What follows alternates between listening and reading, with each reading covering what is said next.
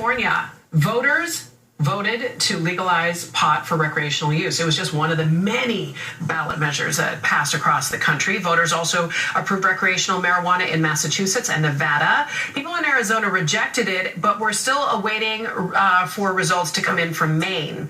Voters in other states approved medical marijuana as well. Joining me now is David Bienenstock. He is the head of content for High Times, the author of the book, How to Smoke Pot Properly, a highbrow guide to getting high. And of course, he backed that measure that passed here in California. I feel like maybe there's going to be some more books of yours sold in coming days. So first of all, your reaction to the fact that it passed here in California. Oh, here in California and at least 7 and we think 8 of the 9 states where cannabis was on the ballot, it passed. And for us, that's a huge grassroots victory. And I think a lot of people right now can take heart in that our progressive movement that was not really supported by either political party made these huge gains. We're changing the country. And when you look at the vote tallies, cannabis is much more popular than either of the presidential candidates. And so going forward, our biggest goal now is to hold President-elect Trump to his promise that he will respect states' rights and allow these laws to go through. Yeah, because my point was going to be, does that all hang in the balance then with President-elect Donald Trump? Do you feel that there is a threat to that movement now?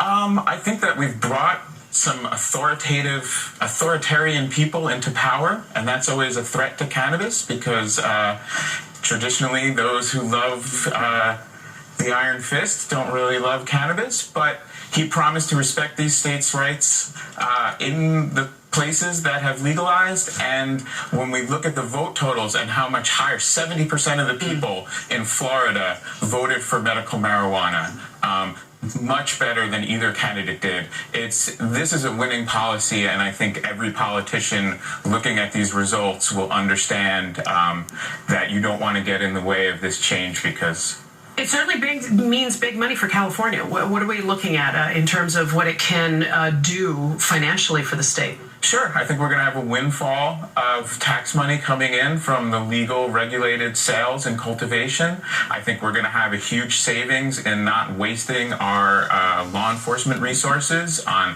hassling people for a plant that's much safer than alcohol and that many people enjoy with no problems. Do you anticipate a bit of a learning curve, though, as law enforcement adjusts to it, as society adjusts to this new paradigm? I'd say take it easy on the edibles, go slow. I wasn't even thinking about that aspect, but that's the learning curve. I suppose that is. You suddenly have a society or a community that it may not be used to. What are you bringing out of your bag? Oh, you're just how to smoke pot properly if there's a learning curve. It's inside the bag. He brought this brown bag onto the set. I was so worried what he was going to pull out of there. Well, let me say, in California, it's going to take about a year to work out the commercial regulations. Yeah. But as of midnight last night, he did bring something that's going to get me fired. We can possess an ounce of cannabis.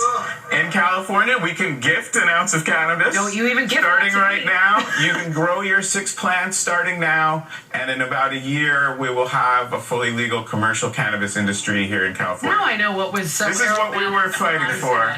David Bienenstock trying to get me fired on this first day after the election. Thank you so much. Legal. Perfectly legal, he said. All right, good to see you.